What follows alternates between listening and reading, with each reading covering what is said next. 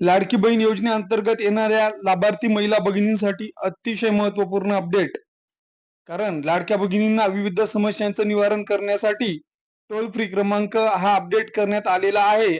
आता यावर आपण संपर्क करून आपल्याला येणाऱ्या शंका व त्यांचं निराकरण करू शकणार आहात. आणि सर्वात महत्त्वपूर्ण मुद्दा असा की ज्या लाडक्या भगिनींची केवायसी करताना चूक झालेली होती त्यांना पुन्हा संधी देण्यात आलेली होती.